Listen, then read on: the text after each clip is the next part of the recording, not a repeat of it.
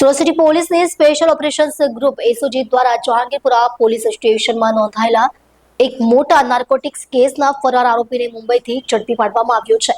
આ કેસમાં 52.770 ગ્રામ મેથામ્ફેટામાઇન ડ્રગ્સ જપ્ત કરવામાં આવ્યું હતું।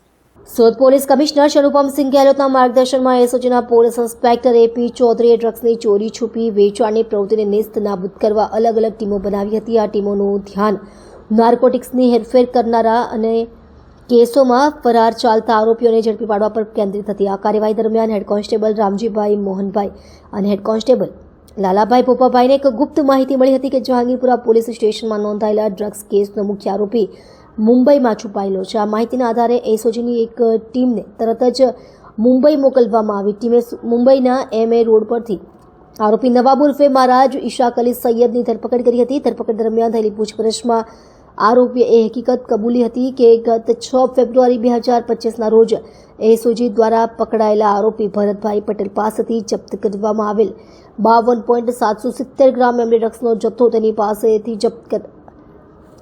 પાસેથી જ આપવામાં આવ્યો હતો। આ ડ્રગ્સની બજાર કિંમત લગભગ ₹5,27,700 માનવામાં આવે છે।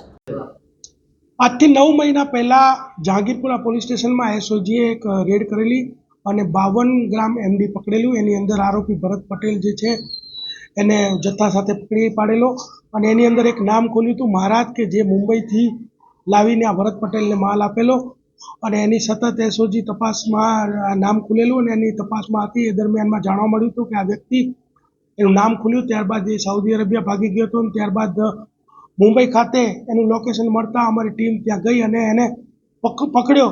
તો એનું નામ જે છે એ મહારાજ ઉર્ફેનું નામ છે, એનું સાચું નામ છે ઇશાક અલી સૈયદ કે જે એમડીના વેચાણનો ધંધો ત્યાં પણ કરે છે ને અહીંયા પણ અગાઉ પણ આવેલો હતો અને એને ઝડપી પાડવામાં આવેલો છે।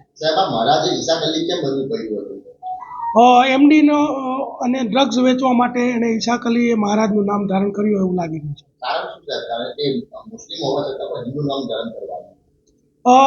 હિન્દુ નામ ધારણ કરવાનું એટલા માટે કે કોઈ એના ઉપર શંકા ન કરે એટલા માટે કરી રહ્યો હતો।